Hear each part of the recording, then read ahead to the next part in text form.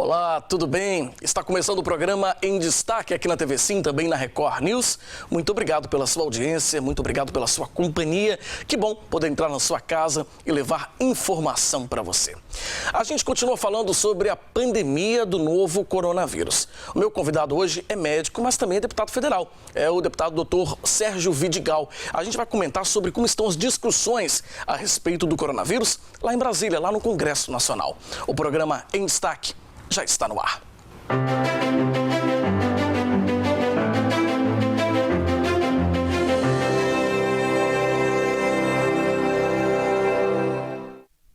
Seja mais uma vez bem-vindo ao programa Em Destaque.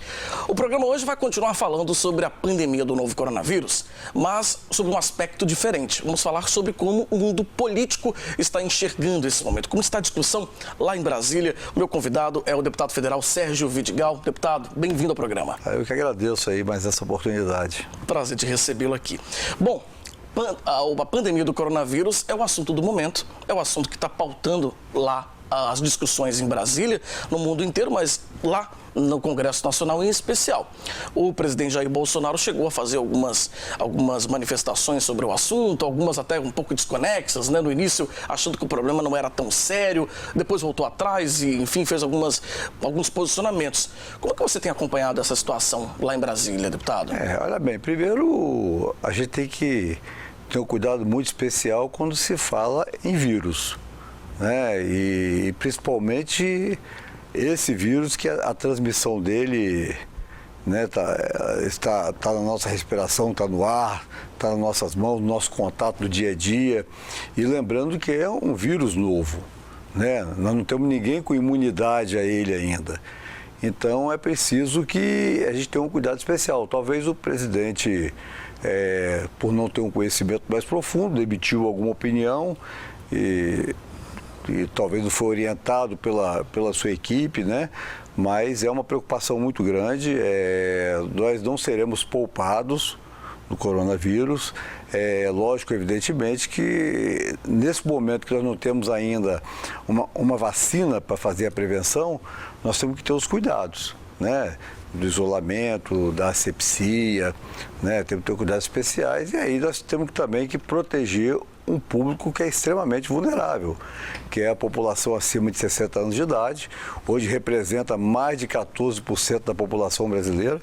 Nós estamos falando aí em mais de 25 milhões de pessoas, né? Temos também os profissionais de saúde, porque eles também são extremamente vulneráveis, né? Sim. E é preciso que a gente leve a sério, né, esse processo, principalmente no que se trata da prevenção, de todos os cuidados. Agora, não podemos negar que isso também traz um impacto econômico muito grande, né? E aí é uma coisa que o governo também tem que se debruçar. Tem que se debruçar com a doença em si, mas tem que se debruçar também com a economia, porque quando você fala no isolamento, você está tirando as pessoas do mercado de trabalho. No Brasil hoje nós temos quase 40 milhões de pessoas que vivem da informalidade, né? E sem contar a quantidade muito grande de pessoas que são empregadas e que dependem muito da atividade econômica da qual ela está servindo.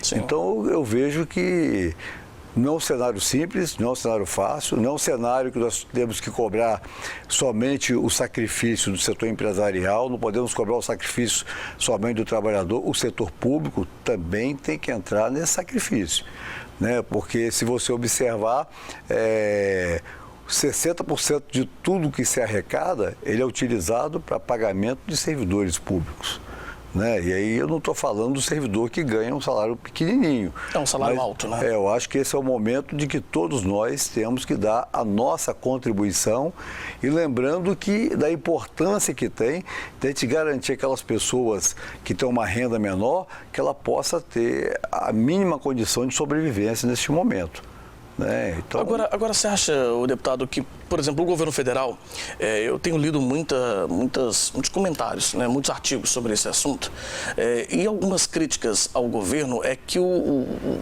presidente, o próprio governo, a staff do governo, demorou a agir em relação ao coronavírus. Enquanto ele estava pipocando lá na Ásia e até mesmo na Europa, demorou-se muito, por exemplo, a tomar providência em relação às fronteiras do nosso país. Se teria fechado antes, não teria entrado o vírus aqui. O senhor concorda com isso? Olha bem, fechar a fronteira não é uma tarefa muito fácil, né? Porque o mundo está globalizado. Claro. Então, essas questões de fronteira ficam muito complexas. Mas, lógico, evidentemente, que a questão toda não era nem naquele primeiro momento fechar as fronteiras, mas nos prepararmos para esse processo e reconhecermos que é um grande desafio. Talvez esse seja um grande equívoco. Eu acho que o governo talvez tenha errado quando escalou o ministro da Economia para tocar esse processo, né? Quem tem que tocar isso é o presidente da República com o ministro da Saúde. Sim. Eu lembro muito bem que a primeira fala do porta-voz do governo, ele disse o seguinte: olha, o ministro hoje vai definir o que tem disponibilizado para poder gastar com isso, entre aspas. Sim. E aí a saúde, a ação social vai fazer a adaptação para poder o enfrentamento. A discussão é inversa, né? Até porque a economia é uma coisa que a gente pode recuperar lá na frente. Quantas vezes já tivemos com recessão, com retração da economia, agora a vida, depois que perde, não tem solução. Então, neste momento, a prioridade é a vida, tanto que o governo esqueça essa questão de que vai aumentar o déficit público, isso é o mínimo, porque nós vamos aumentar o déficit público por uma causa justa, para salvar vidas. Então, neste momento, eu diria que os nossos governantes, seja ele presidente, governadores e prefeitos, a preocupação nossa neste momento é com a vida. Não nos preocupamos com a economia se acerta posteriormente. Depois vai ter tempo hábil para isso, né? Com certeza. Primeiro a gente tem que ver a vida das pessoas. Tem muita gente muito aflita, né? Muitas pessoas até um pouco histéricas e não deve ter histeria, né? A gente já sempre orienta isso, porque não é um momento de histeria, é um momento de orientação, né? As pessoas precisam de orientação sobre essa problemática para que possam se unir, buscar forças e aí resolver o problema, não é? Sim, é sério, verdade. Senão não tem jeito. Por exemplo, essa medida provisória que acabou de ser editada, ela fazia tão mal ao cidadão quanto o coronavírus. Porque a gente entende que o empregador ele não tem condição de manter o salário se não tiver realmente um faturamento. Entendemos plenamente isso. Mas o trabalhador, ele também não consegue sobreviver 4 meses sem salário, né? E não tem a mínima condição. Então, eu creio que o governo, ao fazer essa reflexão neste momento, ela é fundamental. Porque quando se editou a medida provisória, se colocou o seguinte, que ficará 4 meses sem salário. E outro detalhe, a medida provisória, ela não pode alterar mais a nossa legislação trabalhista. Ela já foi alterada recentemente. Então, e nós entendemos que isso é uma questão transitória. Então, não posso mexer numa legislação trabalhista para ser uma coisa definitiva, enquanto eu estou tratando um fato que é transitório. O coronavírus, eu tenho convicção que ele é transitório. O que nós temos que fazer é que ele passe o mais rápido possível por nós, né? E que se encontre a curto espaço de tempo mecanismo, substância realmente que possa fazer a prevenção através de vacinas, como o Brasil faz com a vacina contra a gripe. Eu quero até aproveitar a oportunidade de dizer aos brasileiros, principalmente que têm mais de 60 anos de idade e a profissionais de saúde, que tem que tomar a vacina contra a gripe. Ela não previne o coronavírus, mas ela permite que facilite o diagnóstico do coronavírus, porque às vezes esse conflito, se é uma gripe comum por influenza ou se é o coronavírus, isso às vezes vai levar um paciente a um ambiente que ele possa chegar lá e se contaminar de fato Sim. com o coronavírus. Uma coisa que eu tenho também sugerido muito é que não se utilize unidade de saúde, e nem unidade hospitalar, para poder fazer a vacinação nessa população com mais de 60 anos de idade. Nós temos que usar escola, equipamentos públicos, creches, praças, né? Se for possível, utilizar as pessoas que são os agentes de saúde, que fazem a estratégia da família, que tem cadastrado cada paciente por idade, que faça no próprio local onde ele vive a sua vacinação. Então, assim, é um momento muito importante, é um momento muito sério que tem que tomar muito cuidado com as fake news. A gente às vezes fica criando fato que não é real e às vezes não se preocupa com aquilo que é uma realidade. Com certeza, e o deputado Sérgio Vidigal pode falar isso com propriedade, eu não disse isso na abertura, mas é um deputado muito conhecido, também é médico, né? E também conhece bem essa realidade da questão da saúde e é bacana isso porque ele pode trazer esses dois aspectos para a gente, né? O aspecto da saúde como profissional da saúde, mas também o aspecto da política, como está esse momento em Brasília, é isso que ele está comentando hoje no programa. Vamos para um rápido intervalo, daqui a pouquinho a gente continua a nossa conversa com o deputado federal Sérgio Vidigal no programa Em Destaque. É bem rápido, a gente já volta.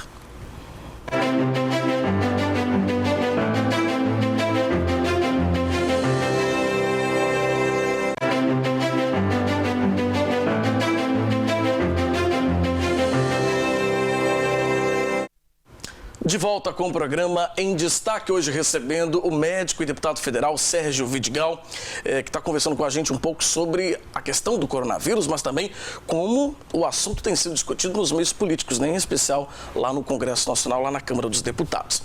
Deputado, o senhor citou no bloco anterior a questão da medida provisória, né, que foi levantada aí pelo presidente da República, editada pelo presidente da República, Jair Bolsonaro, a respeito de uma medida, eu penso, protetiva para as empresas, né?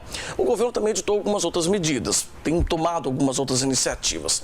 O senhor acha que as iniciativas em relação ao coronavírus, elas vão ser suficientes?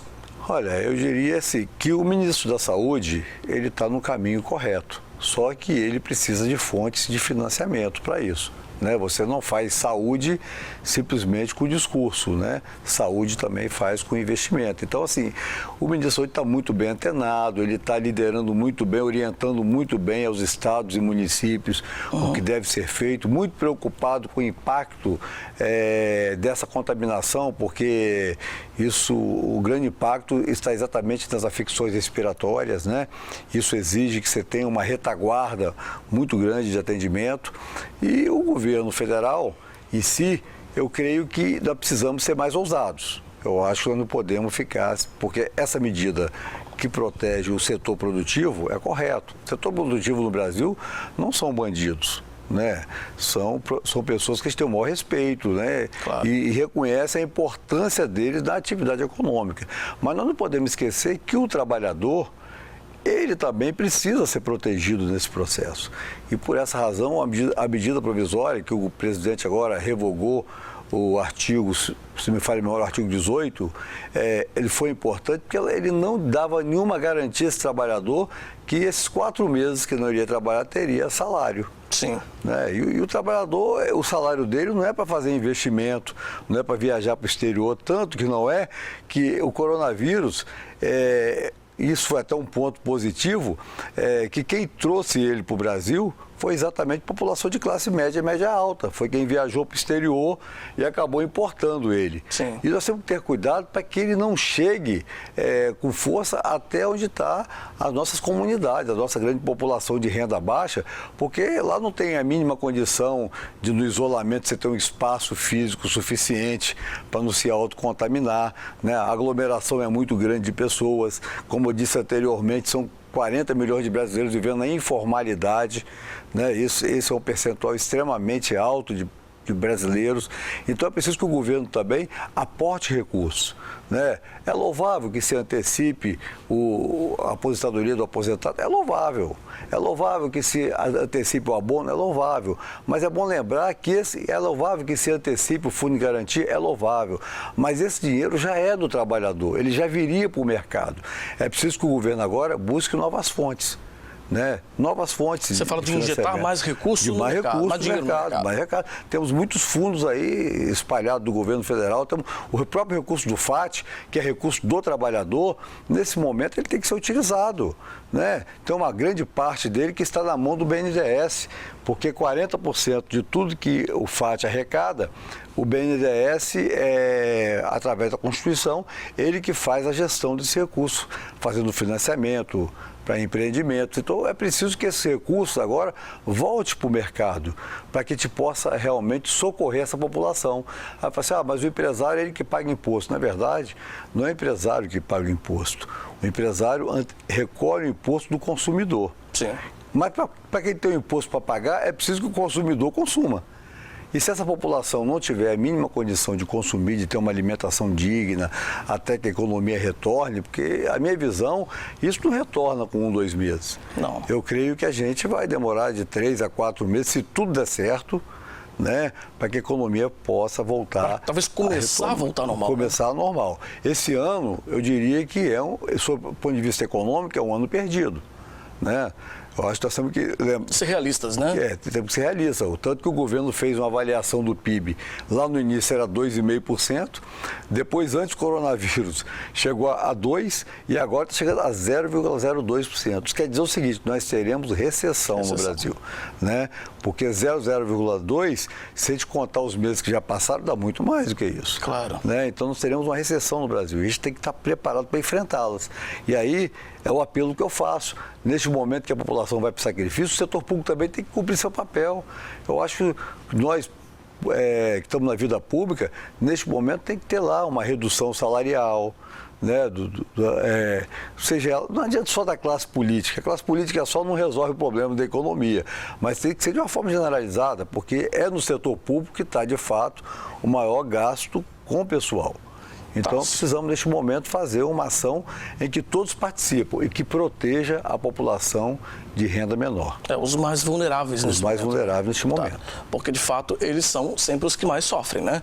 Tanto aí com risco de pegar a doença, de transmitir, porque talvez as condições de higiene não são as mais adequadas. Às vezes não tem nem sabão para poder lavar as mãos, que é um hábito simples de higiene, né? Que pode ajudar a combater o vírus. Esses dias eu ouvi uma matéria em um jornal, não me lembro qual foi, que ele estava entrevistando uma senhora que recebe um BPC, recebe R$500 por mês. Ela falou assim, olha, eu recebo R$500 por mês e trato de 2 netos.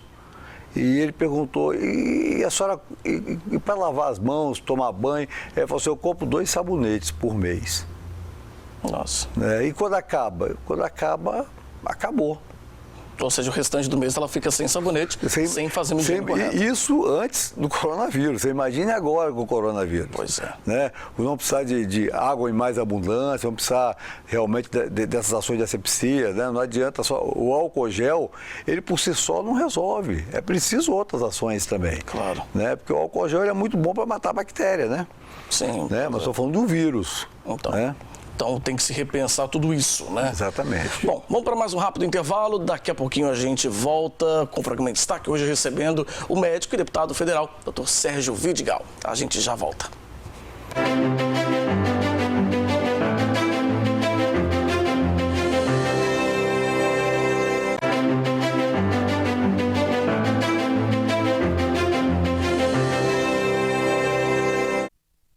De volta com o nosso programa, hoje recebendo em destaque o médico, o deputado federal, Dr. Sérgio Vidigal.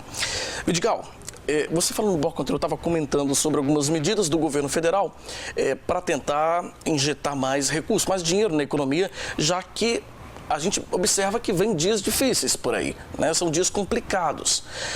Uma das discussões que tem se levantado muito é a questão do fundo partidário. Algumas pessoas falaram muito em destinar o fundo partidário para ajudar nesse combate. Você concorda com essa decisão? Olha bem, eu particularmente quero informar que eu sou totalmente contra fundo eleitoral e fundo partidário. As 2 vezes que foi esse processo para a Câmara, eu votei contrário a eles, porque eu defendo que a gente tenha realmente coragem de discutir outros mecanismos de financiamento que não seja público.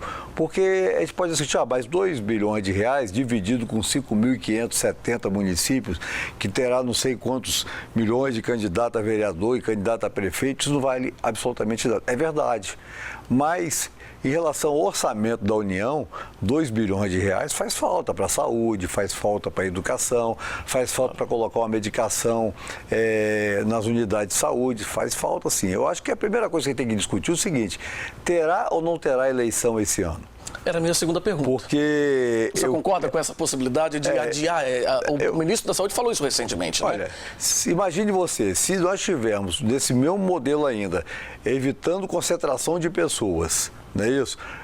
É impossível realizar a eleição. Né, sem contar pelo ponto de vista do custo, porque nós estamos discutindo que temos que aplicar os recursos, hoje na sociedade, recurso público. Sim. E o fundo partidário eleitoral são recursos públicos.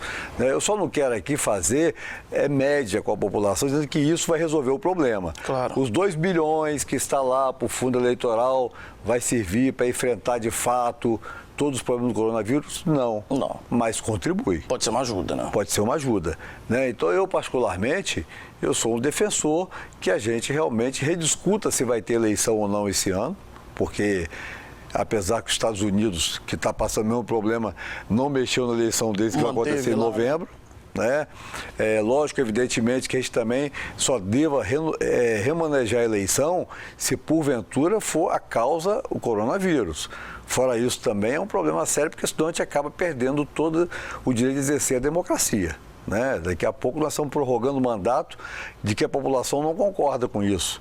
Porque pode ser que ela elegeu alguém para 4 anos, está torcendo para 4 anos passar logo, está lá você prorrogando o mandato de alguém. Né? Nós não temos autoridade para isso. né? Quem tem essa autoridade é a sociedade. Claro. Mas, assim, eu creio que é uma... Que implica isso também, né? Que é uma reflexão que tem que ser feita. Essa reflexão que o deputado está fazendo implica nisso, essa questão. Porque se você prorroga, né, você adia o processo da eleição, você está prorrogando também o mandato dos atuais gestores municipais, né? E às vezes a população ela não está satisfeita com aquilo que é... Pode ser que né, não. com seus representantes atualmente. Então, Claro. eu estou interferindo na vontade dela. Né? Então, assim, eu acho que isso tem que ser muito bem discutido com o Congresso e com a sociedade. A gente só não pode deixar de respeitar a democracia. Claro. Né? Porque não se faz nada sem ouvir a sociedade. Como também não podemos discutir as instituições, desqualificá-las. As instituições são todas importantes. Se tem alguém na instituição que não serve, tire quem não serve. Mas não jogue a instituição nas lascas do lixo. Isso é igual uma bacia. Se ela tiver com água suja, joga a água fora, mas preserve a bacia. Então, como o senhor enxerga esses movimentos que têm acontecido, assim, talvez até motivados de certa maneira pelo presidente da República com relação ao Congresso, né? Com relação não só ao Congresso, ao Judiciário também, né? O Poder, o Legislativo e o Judiciário.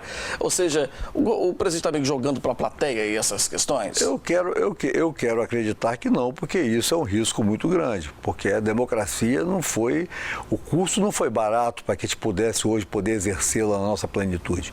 Tanto que a população hoje, quando questiona o político, faz crítica ao político, é a democracia que permite. Porque anteriormente, quando era ditadura, ninguém não podia nem pensar, muito menos falar. Né? Até a letra de uma música, se interpretasse que essa letra estava ferindo alguém, se penalizava. Então, eu creio que as instituições elas têm que ser respeitadas e têm que ser mantidas. Porque se a gente fechar Congresso, fechar o Supremo, nós estamos assumindo o regime da Venezuela. Né, ou regime de países ditatoriais. Sim. Então, eu acho que isso não é o melhor para o Brasil. Né? Eu acho que nós estamos numa fase de aprendizado. Vamos escolher, então, vamos aprender a escolher melhor, vamos rever nossas escolhas, né? Vamos analisar, não vamos trocar por trocar, vamos trocar por alguém que a gente tem convicção que seja melhor.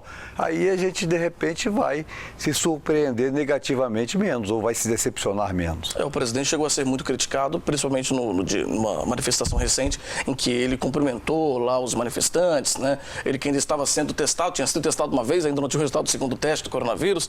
Ou seja, isso que gerou o mal-estar e a manifestação era exatamente cobrando aí dos outros poderes. Então, algo meio... ficou um pouco complicado essa discussão no meio, né? É verdade. Inclusive, não é nem culpando ele para transmitir por alguém. Ele já faz parte da faixa etária de risco. Ele também poderia ser contaminado naquele momento, né? Mas eu queria aqui aproveitar, eu sei que o nosso tempo está encerrando, claro, para poder fazer uma homenagem com muito respeito aos profissionais de saúde do Brasil. Sim. Né? A gente tem observado que também os profissionais de saúde são também são pessoas de risco nesse momento. Claro. Porque eles fazem contato direto com o paciente. E olha que ele é um cidadão comum.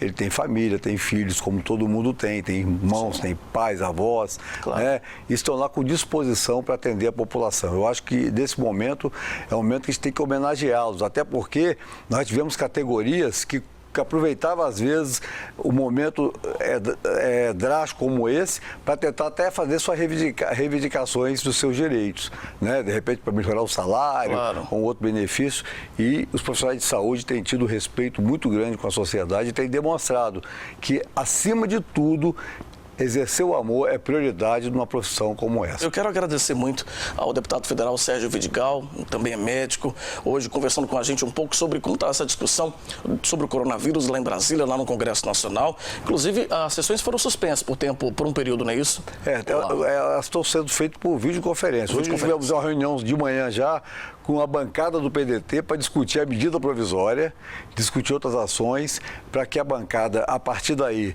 possa ter uma posição para que o nosso líder, na reunião de líderes que terá agora no final da tarde, também por videoconferência com o presidente da casa, possa definir as pautas. Porque essa pauta, por exemplo, de medida provisória, ela não pode ficar 4 meses para ser aprovada ou não. Sim. Né? Porque é um assunto de extrema urgência. Mesmo que ela tenha durabilidade de 4 meses, mas temos que definir isso o mais rápido possível, como outras ações também nesse momento é muito importante que sejam definidas e sejam implementadas no combate ao coronavírus e também na garantia de uma economia para que as pessoas, além de não contrair doenças, também que não passem, né, uma recessão econômica, que passem necessidades como fome, tem opção de alimentos, né, como pode ocorrer. Com certeza. Olha, mais uma vez, muito obrigado, deputado. Então, eu que agradeço. Obrigado. Bom, e a gente encerra aqui o programa Em Destaque de hoje, agradecendo a sua audiência, agradecendo a sua companhia. A gente se vê amanhã, no mesmo horário aqui na TV Sim, também na Record News. Tchau, até lá.